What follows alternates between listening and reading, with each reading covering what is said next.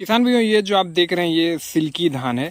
और अभी जो है इसमें बालियां, जैसे कि आप देख रहे हैं, दूध बनने की अवस्था में है। अभी दूध नहीं बना है, बट जो निकल रहा है। और कुछ कुछ जगह ऐसे भी हैं जहाँ पर थोड़ा बहुत छूटा हुआ है। मतलब कि हम लोग ये बोल सकते हैं कि लगभग इसमें जो है 80% जो है बालियाँ निकल चुकी है। अभी जो है हम आपके मन में भी सवाल आ रहा होगा कि भाई अब कौन सा जो है स्प्रे करें जिससे कि हमारे धान जो है रोग मुक्त रहें। देखिए, धान में जो है बाली निकलने के बाद, अगर मैं सिल्की धान की मैं अगर बात करूँ तो, या फिर किसी भी धान की अगर हम लोग बात करते हैं, तो बाली निकलने के बाद जो मेजर जो समस्या आती है वो आती है एक तो नेक ब्लास्ट की। उसमें होता ये है कि ये वाला पोर्शन जो है यहाँ पे जो है मतलब फंगस लग जाते हैं, जिससे कि धान हमारा सूख जाता है, दूध बनते बनते ही सूख जाता है। दूसरी समस्या आती है एक दाना बदरंग की। आप देखेंगे कहीं कहीं पर जो दाना जो है आपको बदरंग नजर आएंगे। ये दो मेजर समस्या जो है बाली निकलने समय आती है। तीसरी जो समस्या आती है कि दाने प्रॉपर तरीके से नहीं भरते हैं। जैसे कि आप देख रहे हैं इसमें अभी दाना भरना स्टार्ट हो चुका है, तो दाना प्रॉपर तरीके से न भरना भी जो है एक समस्या आती है। तो ऐसे 3-4 समस्या जो है खासकर बाली निकलते समय आती है। तो आज की वीडियो में हम लोग यही बात करने वाले हैं कि बाली निकलते समय जो हम लोग स्प्रे करेंगे तो उसमें क्या क्या मिलाएं जिससे कि हमारे धान की क्रॉप में सभी प्रकार के प्रॉब्लम जो है दूर हो जाए। सबसे पहले हम लोग बात करते हैं नेक ब्लास्ट के लिए। धान के जो इस हिस्से में जहाँ पर बाली निकलने वाली अवस्था रहती है, इस हिस्से में जो लगती है उसको बोलते हैं नेक ब्लास्ट। इसके लिए आप जो है ट्राइसाइक्लाजोल का इस्तेमाल कर सकते हैं, फ्यूजिवन का इस्तेमाल कर सकते हैं, आप नेटियो का भी इस्तेमाल कर सकते हैं, जो भी आपको बेटर लगे। दूसरा चीज़, एक दाना बदरंग की समस्या आती है। जैसे कि आप ये देख रहे हैं, ये डर्टी पेनिकल भी इसको बोला जाता है। तो ये दाना बदरंग के लिए आपको जो है प्रोपिकोनाजोल का इस्तेमाल करना रहेगा, जो कि दाना बदरंग की समस्या दूर हो जाती है। ये बहुत सारे फंगस का मिक्सअप रहता है, बहुत सारे फंगस जो है इसके प्रति जिम्मेदार रहते हैं कि ये जो अपना डर्टी पेनिकल या फिर बदरंग दाना जो आता है, तो इसके लिए आपको प्रोपिकोनाजोल का इस्तेमाल करना पड़ेगा। देखिए, आपको दो चीज़ समझ में आया, एक जो है मतलब कि जो यहाँ पे लग जाता है ब्लास्ट, नेक ब्लास्ट, दूसरा दाना बदरंग। तो इसके लिए बेटर है आप जो है एमिस्टा टॉप या फिर नेटियो का इस्तेमाल कर लीजिए।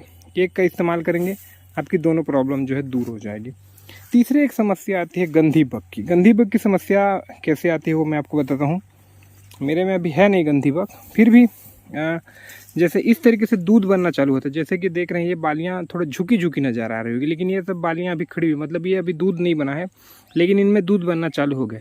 इस अवस्था में एक गंधी बग आती है, गंधी कीट जिसको हम लोग बोलते हैं। एक्चुअल में उसको आप छुएंगे ना तो बदबू देता है हाथ बहुत ज़्यादा, तो इसीलिए उसको जो है गंधी बग बोला जाता है। एक तो दिख ही रहा है, मैं कोशिश करता हूँ आपको दिखाने की। यहाँ पर है, दूर पर है एक गंधी बग, दिख जाए तो ठीक।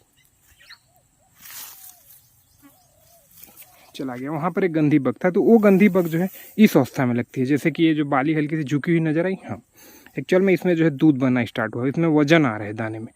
तो वजन आ रहा है तो वहाँ पे आपको जो है दूध को उसको पी के ऐसे कर देते हैं, वो भी इसी तरीके का लक्षण होता है। लेकिन देखिए, वो प्रॉब्लम तब आएगी जब इस तरीके से हो ही, तब समझो गंधी बग का। और ये जो है ना, ये फंगस का अटैक का प्रॉब्लम है जो अभी इसमें आप देख रहे हैं, क्योंकि जो बाली है वो खड़ी हुई है। ये दो दिक्कत आपके में दिखता है। तो उसके लिए आपको कोई भी ऐसे जो बदबूदार कीटनाशक रहती है, जैसे क्लोरोपाइरीफास, साइपरमेथ्रिन का जो कम्बिनेशन रहता है, वो जो है बेटर रहता है इसके लिए। उसमें आप जो ये कंट्रोल हो जाता है। एक और किसान भी पूछते हैं कि ऐसे क्या करें जो कि दाने अच्छे तरीके से भरें, पूरे दाना भरें। देखिए, पूरा दाना भरने के लिए जो है पोटास जिम्मेदार रहती है, पोटेशियम। तो उसके लिए आप जो 0050 आता है उसको आप जो है इस्तेमाल कर सकते हैं। और इसके बाद जो है और जो दिक्कत आती है वो ये रहती है, एक तो तना छेदक का, दूसरा माहू का, BPH का, है ना। मैं आपको जो शुरू में बताया, जितना मैं आपको बताया बाली के लिए, तो आप बाली के लिए इस्तेमाल कर सकते हैं। अगर आपके में तना छेदक भी दिख रहा है, ऐसे कंडीशन में अगर तना छेदक दिख रहा है, तो जैसे कि ये दूध बनना स्टार्ट हो गया और आपके में तना छेदक दिख रहा है, तो उसको और कंट्रोल करना कोई मतलब का नहीं रहेगा, क्योंकि उसके कंट्रोल होते होते जो है जितना ख़त्म करना रहेगा कर देगा। हाँ, इस अवस्था में है, पूरी नहीं निकला है बाली, और उसमें अगर तना छेदक दिख रहा है तो आप उसमें जो है कोई अच्छा सा अगर आप दवा देना चाहते हैं तो फेम दे सकते हैं, टाकुमी आता है उसको दे सकते हैं, या फिर जो सेजेंटा का नया INCPO आया है उसका इस्तेमाल कर सकते हैं, बाइपेंथ्रिन का इस्तेमाल कर सकते हैं।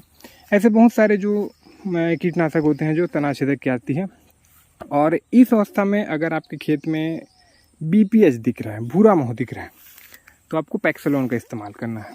कुछ ज़्यादा आपको नहीं सोचना है अगर ज़्यादा दिख रहा है तो, क्योंकि देखिए क्या रहता है कि अभी आपको लगेगा कि यार बाली तो निकल गई, दूध तो बन गया। देखिए बीपीएच एक ऐसी प्रॉब्लम है, भूरा माहो, वो बालियाँ निकलने के बाद भी रहता है, वो धान काटते तक वो आपको अटैक करेगा आपके खेत को, है ना। तो उससे बचना है हमको, तो उसके लिए आपको जो है पैक्सलोन या फिर एक दो दिख रहा है, 2-4 ही तो दिख रहा है यार बीपीएच वाली जैसी स्थिति आ जाती है, तो वहाँ पे आप जो है चेस फार्मूला पाइमेट्राजिन जो रहती है उसका जो है आप प्रयोग कर सकते हैं। अब जो है आपके मन में ये डाउट आ रहा होगा, आप तो बता दिए 17 दवा है ना, किसको डालें किसको ना डालें, किसको मिक्स करें किसको ना करें। देखिए मैं आपको बताता हूँ, अगर आपकी जो धान है जिसमें इस तरीके से प्रॉब्लम, जैसे मैंने आपको बताया डर्टी पे निकल का या फिर गंदी बग का आना, गंदी बग तो संभवतः आने के चांसेस रहते हैं, तो आप सबको जो है एक साथ मिला के भी स्प्रे कर सकते हैं, लेकिन वो ना ज़्यादा हो जाएगा, मतलब कि इतना ज़्यादा मिक्स करना उचित नहीं रहता। अच्छा मैं आपको बता दूं, मेरा जो ये खेत जो देख रहे हैं, तो इसमें अभी जो मैंने क्या क्या मिक्स किया था वो मैं आपको बताता हूँ। इसमें मैंने डाला था पैक्सलोन, उसके बाद हेक्साकोनाजोल, और उसके बाद हम लोग इसमें डाले थे ये क्लोरोपाइरिफास और साइपरमेथ्रिन का कम्बिनेशन।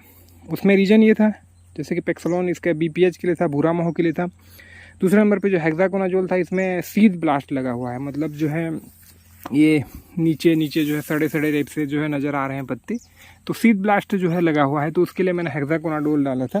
और जो गंधी बग, जैसे कि मैंने आपको बताया था गंधी बग के नियंत्रण के लिए मैंने जो इसमें क्लोरोपाइरिफास और साइपरमेथ्रिन का कम्बिनेशन डाला हुआ था। ये 3 चीज़ को मैंने मिलाया था। बहुत से किसान भैया फिर कंपनियां भी बोलती हैं कि पैक्सलोन के साथ कुछ नहीं मिलाना चाहिए वरना काम नहीं करता है। रियल में बोलूँ तो मैंने ये तीनों चीज़ मिलाया था और काम किया है, काफ़ी अच्छा जो है कंट्रोल किया है।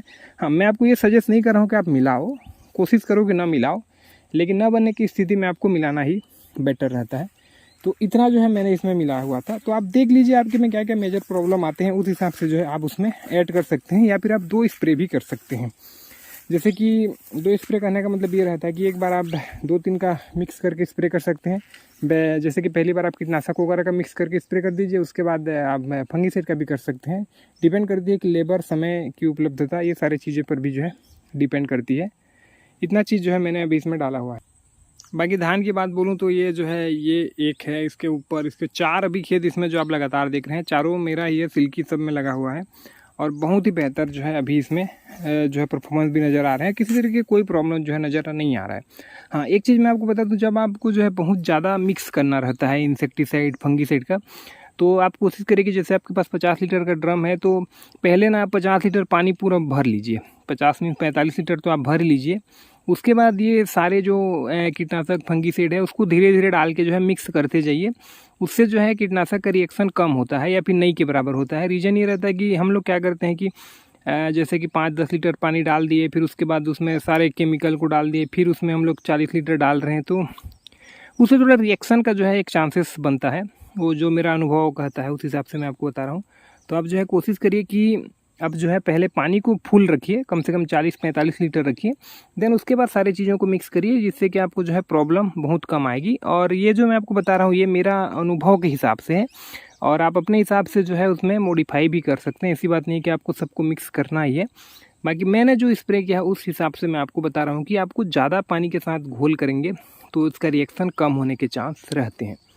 ये था वीडियो हमारे सिल्की धान के प्रति, और धान भी काफ़ी अच्छा हुआ है। और ये जितने भी प्रॉब्लम मैंने आपको बताया वो धान निकलने के बाद, और उसमें जो कीट या फिर फंगस का प्रॉब्लम रहती है वो सारा चीज़ मैंने आपको बताया, और ये सारे धान पे भी लागू होते हैं। तो आप अपने हिसाब से जो है डिसीजन ले सकते हैं कि क्या दिक्कत आती है क्या नहीं आती है। मैं आपको एक चीज़ दिखा देता हूँ, जाते जाते पैक्सलोन का इस्तेमाल किया था, तो आप देख रहे हैं ये सब जो है बीपीएच है, जितना भी आप देख रहे हैं मैं अपने हाथों में दिखा दे रहा हूँ, ये सब जो है बीपीएच है। इतना ज़्यादा बीपीएच अभी जो है इसमें लगा हुआ था। ये सिल्की धान में बहुत ज़्यादा बीपीएच लगता है धान में, बट प्रोडक्शन भी ज़बरदस्त आती है। फिलहाल आज की वीडियो में बस इतना ही। कुछ भी आपके मन में सवाल है तो नीचे में कमेंट जरूर करिएगा। धन्यवाद।